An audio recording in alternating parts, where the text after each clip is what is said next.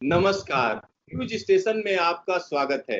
आज हम बात करेंगे देश में कला की, पेंटिंग्स की, और इस बारे में हमने सीधा सीधा हमारे साथ जुड़ रहे हैं ललित कला अकादमी के चेयरमैन उत्तम पाचारणे जी। आइए उन्हीं से बात करते हैं। उत्तम जी, न्यूज स्टेशन में आपका स्वागत है। नमस्कार सर, पूरे देश में इस समय अगर हम बात करें तो कोरोना संक्रमण की वजह से काफी नुकसान हुआ है। एक तरीके से अगर हम आर्ट की बात करें या कला की बात करें तो उसमें क्या स्थिति है, किस तरीके की स्थिति बनी हुई है आर्टिस्ट के लिए? आर्टिस्ट के लिए बहुत बुरी स्थिति है। आर्टिस्ट के लिए घर में रह के पेंटिंग करना और मटेरियल जुटाना, इसका बहुत तकलीफ हुआ आर्टिस्ट को। पहले वो हाथ ही नहीं चला सके, अस्वस्थ थे। कुछ नियम के अंतर्गत थोड़ा सा सहूलत मिलने लगी तो मटेरियल जुटा के आर्टिस्ट घर में ही काम करने लगे। बाद में जो भी हाथ में था वो पहले ब्रेड एंड बटर, कला तो बाद में ही आएगी ना। तो ब्रेड एंड बटर में जो भी पैसा था, जेब में था, बैंक में था, वो सभी खत्म हो गया। और हमें फोन के ऊपर फोन आने लगे कि उत्तम जी आप क्या कर रहे हैं। ललित कला एकेडमी ने कुछ सख्त कदम उठा के कलाकारों के लिए कुछ करना चाहिए। और इस तरह से बहुत सारे देश भर के कलाकारों द्वारा हमें विचारणा होती रही है। हमारी जो काउंसिल की कमेटी है, जिसमें करीबन 50 से अधिक हमारे मेंबर है, हर आदमी पूछते रहा। अभी पूछना उन्होंने बंद कर दिया कि ललित कला एकेडमी कुछ नहीं करती है, क्योंकि हमने कहा कि ललित कला एकेडमी के लिए अभी केंद्र सरकार फंड नहीं दे रही है। आपको मैं ये बता दूं कि तभी कलाकारों में बहुत सारे होप्स थे। जब भी उनको लगा कि जर्मनी की जो चांसलर है, प्राइम मिनिस्टर है, उन्होंने बहुत बड़ा फंड कलाकारों के लिए दिया। फिर फ्रांस के तरफ से न्यूज आया कि फ्रांस के प्राइम मिनिस्टर ने कलाकारों के लिए बहुत सारे फंड दे दिए। फिर अमेरिका ने फंड दिए, पूरे यहाँ दूसरे कंट्री ने भी फंड दिए हैं। हमें अभी तक नहीं पता चला कि क्या हमारी कल्चर मिनिस्ट्री पूरी की पूरी कलाकारों के प्रति निगेटिव क्यों है। और कभी ऐसा भी लगा कि ये ललित कला एकेडमी को डायरेक्ट कोई मिनिस्ट्री के साथ जोड़ क्यों नहीं देते जिनके पास फंड है। बहुत बुरा लगता है, उनके बारे में बोलेंगे तो वो तकरार करते हैं कि ललित कला के चेयरमैन हमारे ऊपर कंप्लेंट करते, तकरार करते हैं, स्पष्ट बात रखते। क्या करूं, बार बार पत्र लिख के हम थक गए, अलग अलग प्रोग्राम रख के हम थक गए। कोई आर्टिस्ट को क्या मिले, महिलाओं के लिए क्या मिले, ट्राइबल के लिए क्या किए, घर में जाके वो भी आदमी काम करेगा। अरे कम से कम 5-10 हजार तो उनको मिले, वो सभी काम सरकार ले ले, उसका ऑक्शन करे। लेकिन आदमी पहले आप माँ बाप संभाले, बच्चे संभाले, खुद की सेहत की देखभाल करे। और आज इस तरह से कहर हो गया है, कोरोना गांव गांव तक गया है और बहुत हालत में कलाकार जी रहा है। आर्ट यानी खुद के अपने विचार की निर्मित होती है, और वो विचार के निर्मित के लिए ना मटेरियल है और पेट में ब्रेड है। बस बहुत कम आर्टिस्ट है ऐसे कि जो सर्विस करते हैं, उनको फंड मिलता है। आज इस देश में हजारों लाखों कलाकार है, उनका क्या हाल है? कोई मापदंड है क्या? कुछ नहीं है। बहुत हताश होके कलाकार ललित कला को फोन करते, सर कुछ तो करिए, आपको स्पेशली राष्ट्रपति द्वारा वहां नियुक्त किया गया है, आप स्वतंत्र है, राज्य मंत्री के दर्जे के समान आपके अधिकार है। मैं बोलता हूं दोस्तों, मैं क्या करूं? आपके माध्यम से आप भी गाइड कर सकते हैं और लोगों को भी पूछ सकते हैं। अभी संसद चल रही है, संसद में भी ये सवाल उठाया जाता है कि ये सरकार के जो हमारे कल्चर मिनिस्ट्री है, ललित कला के साथ में इसका दूजा भाव क्यों करती है। 2-1 महीने पहले इन्होंने कुछ पैसा बांटा था, तभी भी ललित कला को उन्होंने साथ में नहीं रखा था। आई एम वेरी सॉरी, ये बोलना पड़ता है। हमने मंत्री को भी लिखा था, कई प्रोग्राम दिए थे। आने वाला साल है, देश ने 75 साल पूरे किए स्वतंत्रता के। देश और दुनिया को ये हिंदुस्तान का लोहा मोदी जी जो मनवा रहे हैं, एक नेतृत्व ऐसा है कि जो फुटपाथ से लेके वो वहां तक की जो जरूरतमंद लोगों के साथ में जो आदमी हृदय से भिड़ता है, वो मोदी जी का देश आज कलाकारों के प्रति क्या सोच रहा है, मैं भी जानना चाहता हूं कि क्यों ऐसा, ये दूजा भाव क्यों है। आपके माध्यम से जरिए जानना चाहता हूं। एक आज बहुत बड़ी खुशी की बात है, महाराष्ट्र में ललित कला अकेडमी का केंद्र के लिए हमारे आदरणीय एक जानकार कल्चर मिनिस्टर प्रहलाद सिंह पटेल जी आज उसकी घोषणा करने जा रहे हैं। और कर्नाटक में हुबली में जहां प्रहलाद जोशी जी का पत्र था, उनके अनुसार हुबली में भी एक रीजनल कला सेंटर शुरू करने जा रहे। चेन्नई से लेकर दिल्ली तक कोई भी केंद्र नहीं, जो स्कॉलरशिप मिलती है वो छोड़ के देना पड़ती थी। और स्कॉलरशिप भी कितनी, 10 साल, 10,000 रुपए केवल। क्या कोई लड़कियां अपने घर से जाके कोई मद्रास में या कोई दिल्ली में जाके स्कॉलरशिप 10,000 की पूरी कर सकती है? इतनी विचित्र अवस्था होने के बावजूद भी हमारे कोई भी फंड सैंक्शन नहीं करने जा रहे।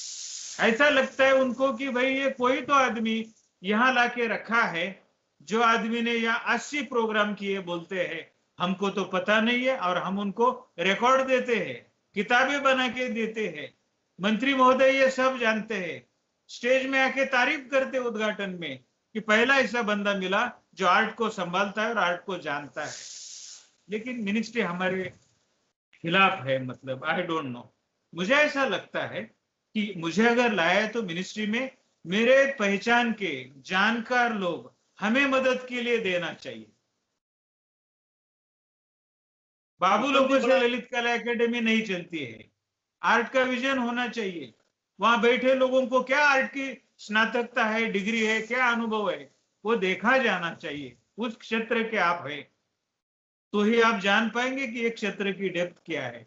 बाकी तो कलर और कैनवास लेके कोई भी कलर मार सकता है और वो बोलेगा यही मेरा पेंटिंग है। तो रिसर्च आर्ट है, कंटेम्पररी आर्ट है, जनजाति की कला है, इसका विकास कौन करेगा? हमें फंड नहीं है तो भी हम जनजाति के कला के लिए 6-6, 7-7 कैंप इसमें किए हैं। महिलाओं के लिए कोई विशेष प्रावधान नहीं है तो भी हमने कैंप किए महिलाओं के। सब जानते, दुनिया जानती है। कलाकार बोलते हैं कि कोई अच्छा काम करने के लिए व्यक्ति सामने आए हैं, और हमको दुख से बोलना पड़ता है कि मित्रों, काम करने के लिए हमारे पास सीमित मात्रा बहुत कम धन दिया जाता है। ये बहुत दुख की बात है। आपके माध्यम से व्यथा मैं रख रहा हूं कि मेरा देश कलाकारों के साथ में जरूर खड़ा रहेगा, और प्रहलाद सिंह पटेल जी भी ललित कला के लिए काम करेंगे। जो संसदीय कमेटी है उसके ऊपर उन्होंने ललित कला के तरफ जो न्याय अन्याय की बात वो करते हैं, उन्हीं को भी ये काम सौंपा जा सकता है कि क्या हाल है ललित कला एकेडमी का, आप देखिए। और ललित कला को न्याय देना है ना, देश के कलाकारों को न्याय देना है। उत्तम जी, बड़ी चौंकाने वाली बात आपने कही कि फंड नहीं दिए जा रहे हैं, और साथ ही साथ एक तरफ अगर संसद में बात करें तो संसद में आंकड़े दिए जा रहे हैं कि हमने 54 करोड़ की मदद कर दी। तो ललित कला अकादमी जो कि प्रीमियर इंस्टीट्यूशन है, सब जानते हैं कि आर्ट का मतलब ललित कला अकादमी है, और उसके बाद ऐसा व्यवहार, सौतेला व्यवहार हो रहा है, तो इसके पीछे क्या समझते हैं आप, क्या मकसद हो सकता है? मित्रों, मैं नहीं जानता वो, लेकिन ये एक बात है, जानकार मंडली की नियुक्ति होना चाहिए। हमारे ऊपर एक और संसद होनी चाहिए कि कलाकारों का और कला का इस देश का नुकसान क्यों किया जा रहा है। मैं कुछ बताऊं तो आरोप करेंगे मेरे ऊपर, उसने ये बोला, उसमें वो बोला, संसदीय कमेटी के सामने वही बोला। आप वो चीज पाओगे कि मैंने सही बोला है करके संसदीय कमेटी ने इनको फटकार लगाई थी। ये बैठे हैं, मेरे उम्र के लोग हैं, कम उम्र के लोग हैं, सभी जानकार है कि क्या प्रॉब्लम है। 8-10 साल से ये सेंटर जो हैक हो गया था, जब मुझे केंद्र सरकार ने यहां बुलाया, पहले ही मीटिंग में कहा था कि देखिए यहां कोई महिला आएगी आपका हाथ पकड़ेगी, चिल्लाएगी, हमारे ऊपर अन्याय किया है बोलेगी, और पहले आपको निकाल देगी। आपने इस चीज से बचना है, कोई मोह माया से बचना है। आपको बोलेगा कोई पैसा खाया है, ऐसे आरोप आज तक करने की किसकी मित्रों हिम्मत नहीं हो गई है। और मिनिस्ट्री ये भी जानती है बंदा काम कर रहा है। लेकिन 8-10 साल से ये संस्था जब भी कल्चर मिनिस्ट्री के बाबू लोगों के हाथ में रही है, तो हर चीज के ऊपर उनको अपना पंजा चाहिए। ये क्यों किया, वो कैसे किया, उन कितने का दिया, क्या किया है। और हमारे यहाँ जानकार लोग हैं, हर चीज का जब सटीक जवाब देते तो उनको गुस्सा आता है। फिर वो अपना आदमी ले लो, हमारा आदमी डालो। 10 साल आप लोग कहाँ गए थे? तुम्हारे तो आदमी थे। एक भी कार्यक्रम क्यों नहीं बन रहा था ललित कला का? कई तो नेशनल ऑर्गेनाइज करते थे। आज ये हम लोग 80 कार्यक्रम की बात करते हैं। मैं आपको आज के आज उसका लिस्ट देता हूं, कितना धन कहाँ गया है देता हूं। 30-32 करोड़ का हमारा बजट रखते हैं, ज्यादा बजट पास नहीं करते हैं। 22-23 करोड़ रुपए हमारे पगार के जाते हैं। 8-10 करोड़ में देश को कार्यक्रम करता हूं, ये करता हूं, वो करता हूं। ये तो झूठ बोलने जैसी बात है ना। इसका मतलब मैं झूठी हूं। जो भी था अवेलेबल धन वो लगा के मैंने कार्यक्रम के जरिए कला संस्कृति को उभारने की मैंने कोशिश की है, और इसके सभी रिपोर्ट है हमारे पास, और each and everything report ministry के पास है। फिर भी मिनिस्ट्री इस तरह से जो रवैया रखती है, मैं मानता हूं ये सरकार का नुकसान हो रहा है। सरकार इस तरह से बाजू में रह के और हमें समझता नहीं करके अपना नुकसान मत करिए। ये निगेटिव जाएगा सरकार की तरफ से। सवाल फिर आएगा हमको क्यों लेके आए। कला संस्कृति नाराज होने जा रही है, किसी को कुछ भी नहीं मिल रहा है। पूरा हिसाब हम। उत्तम जी, आप देश के जाने माने कलाकार हैं, बड़े मूर्तिकार हैं। आपको सरकार खुद लेकर आई थी, लेकिन आपकी बात में कहीं ना कहीं दर्द झलक रहा है। ऐसा लग रहा है कि जो आपको काम दिया गया था उसमें बड़े अड़ंगे हैं, बड़ी दिक्कतें आ रही हैं, मतलब आपको काम भी नहीं करने दिया जा रहा है। जी जी। देखिए, मैं अंडमान में सावरकर ज्योति का निर्माण कर रहा था, और तभी अमित भाई शाह जी वो सावरकर ज्योति के उद्घाटन के लिए आए थे, और मेरा काम वो देख के उन्होंने ऐसा ही कहा कि केवल अपने लिए एक काम यहाँ लेके आके आपको करना नहीं है, देश के लिए भी आपको काम करना होगा। तो मैंने कहा ये देश का ही काम है, जिन्होंने इस देश के लिए प्राण न्यौछावर कर दिए हैं। बराबर है, अपने संसार उद्ध्वस्त होने दिए, लेकिन भारत माता के प्रति जिन्होंने अपना प्राण अर्पण करके भी कर्तव्य निभाया है, ऐसी मेरी ये स्वतंत्र ज्योति और सावरकर ज्योति है। ये काम करने में मुझे गर्व महसूस होता है। कुछ दिन के बाद मैं यूरोप दौरे पे था। मैं यूरोप गया था फैमिली के साथ में। इसके पहले मैं करीबन 23 साल तक बॉम्बे आर्ट सोसाइटी के पद पे रह के काम किया था। तो ये मेरा जो काम है, मुझे ऐसा लगता है कि इसी काम के जरिए मैं ललित कला एकेडमी के चेयरमैनशिप पे राष्ट्रपति द्वारा मैं नियुक्त किया गया। आज भी मैं मानता हूं कि मैंने जो भी चीजें राष्ट्रपति जी को बताना चाहिए कि ऐसा चल रहा है, तो मुझे क्यों लाया गया है। काम करने के लिए आप पैसा नहीं देंगे।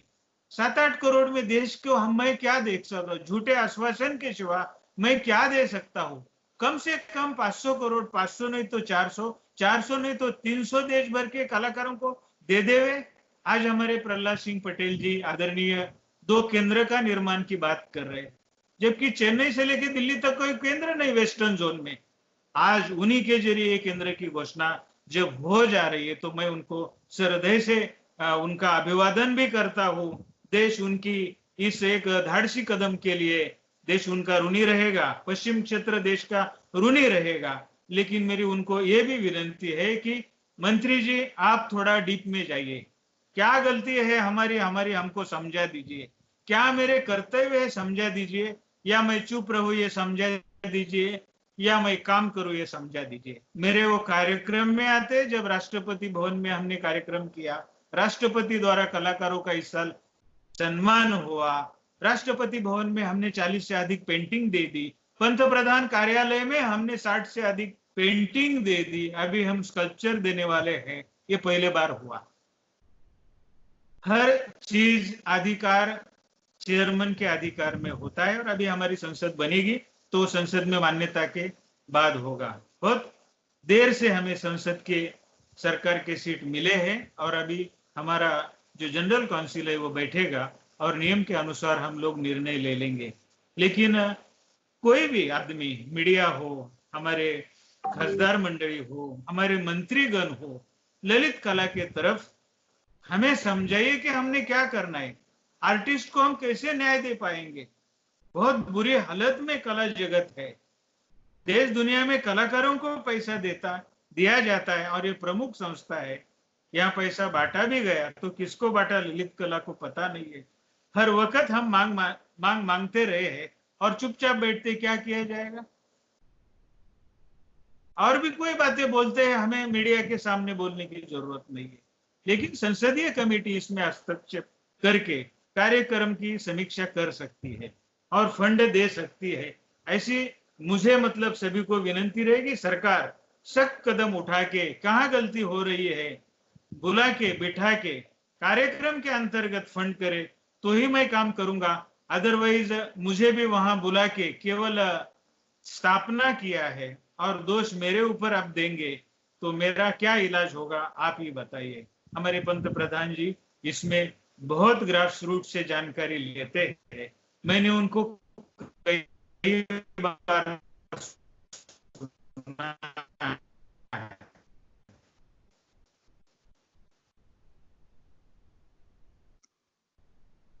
एक बात मैं आपको शेयर करूंगा जो दुनिया सुने। 500 यूनिवर्सिटी के चांसलरों की यूनिवर्सिटी है, उसका क्या फायदा होगा, और आपने इसको सीख लेनी चाहिए। और जिस गांव में परिसर में संस्थाएं हैं वहां के बच्चों, वहां के गरीब लोग, उनके लिए कार्यक्रम लगाना चाहिए। धन्य ऐसे आदमी हो जो जमीन से जुड़े हैं। तब से हम सरकार फंड देती नहीं, फिर भी मैंने 7 काम जनजातियों के लिए किए हैं, ट्राइबल के लिए किए हैं, उसके लिए हमें धन नहीं मिलता। हमारा भी कोई फंड हम एडजस्ट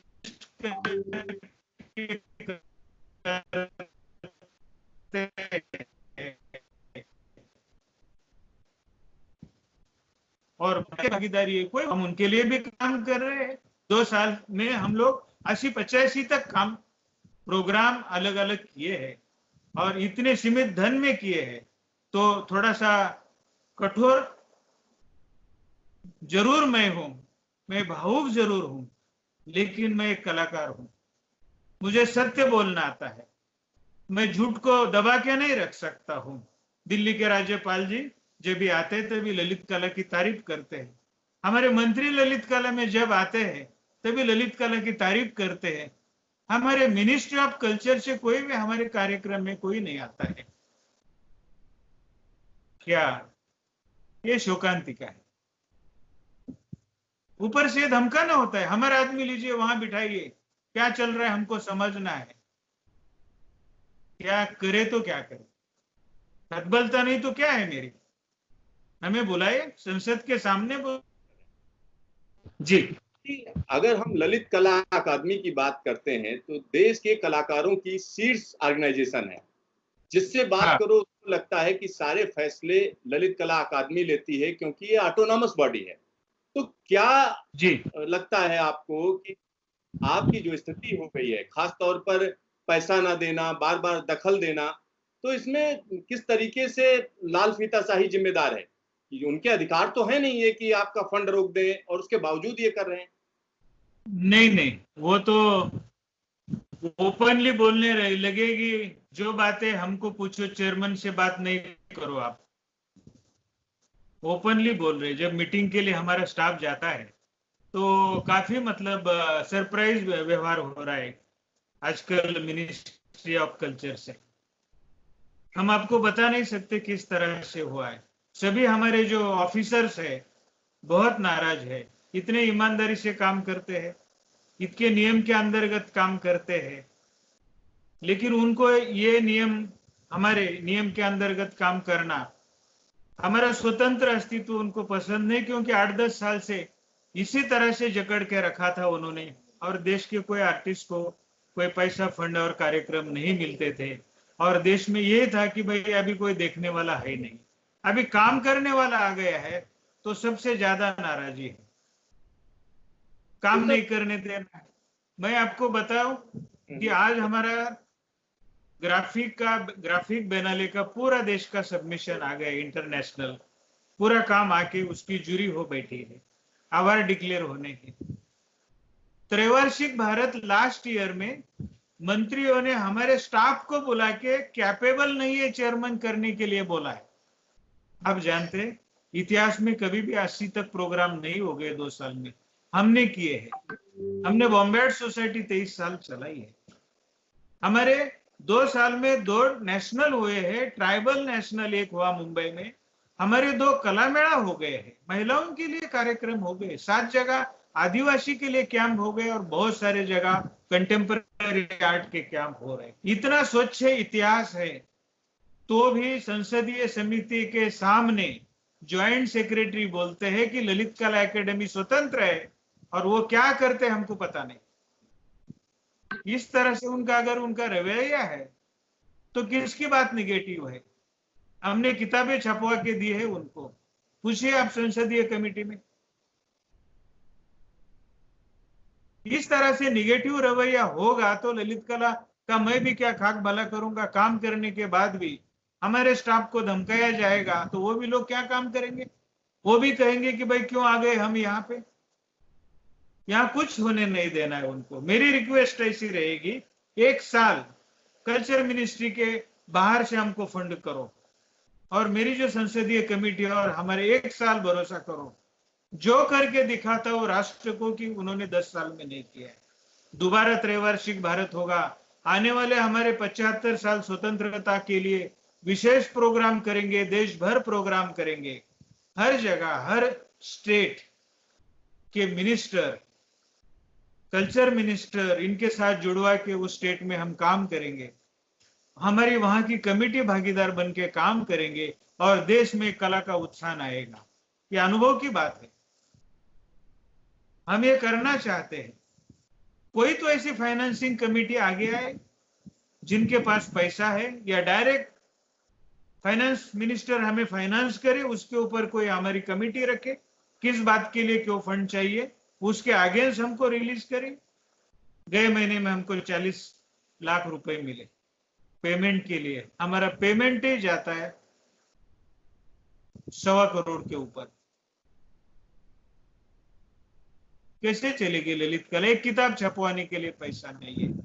ट्राइबल उत्तम जी, एक सवाल है आपसे, जब इस तरीके हाँ की स्थिति है कि आपको काम ही नहीं करने दिया जा रहा है, हाँ, क्या सोचते हैं किस तरीके से कला का उत्थान होगा?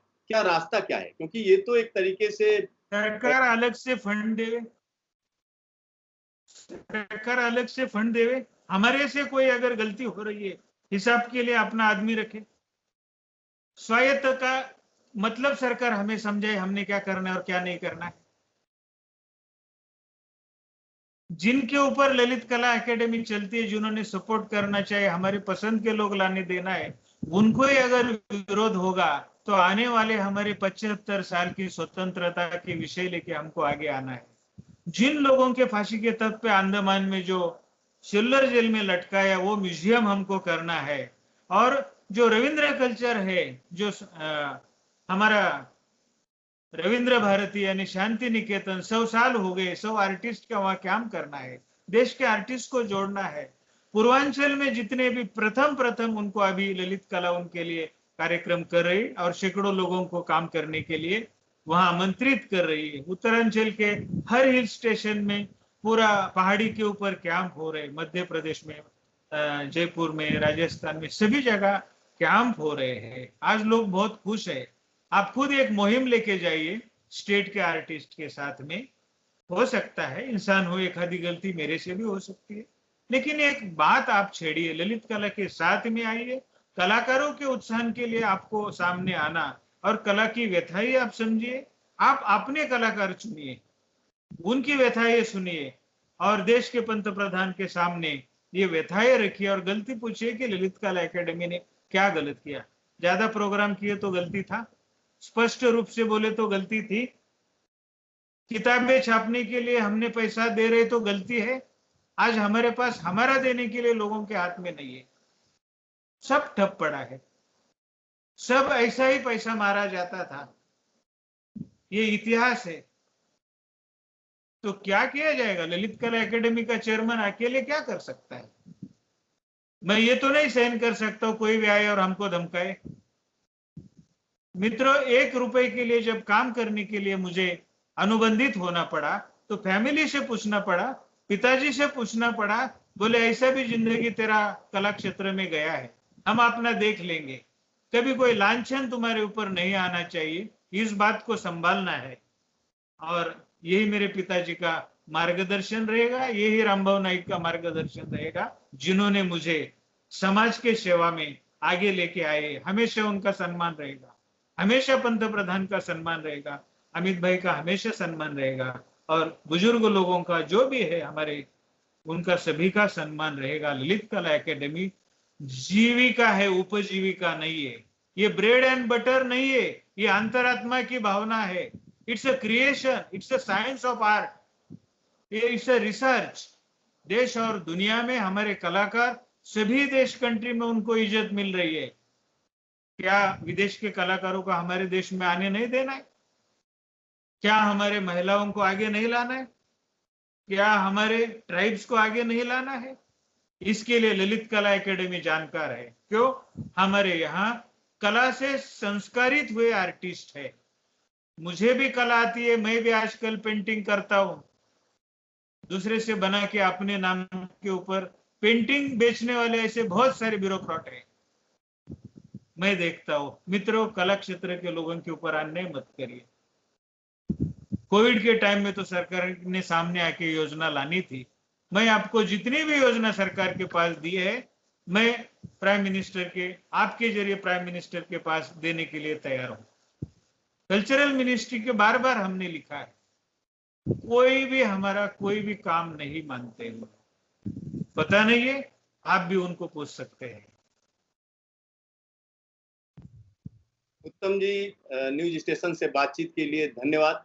तो यहाँ पर आप समझ सकते हैं, उत्तम पचारणे जी की जब हम बात करते हैं तो देश के एक जाने माने कलाकार हैं, जमीन से जुड़े हुए कलाकार हैं।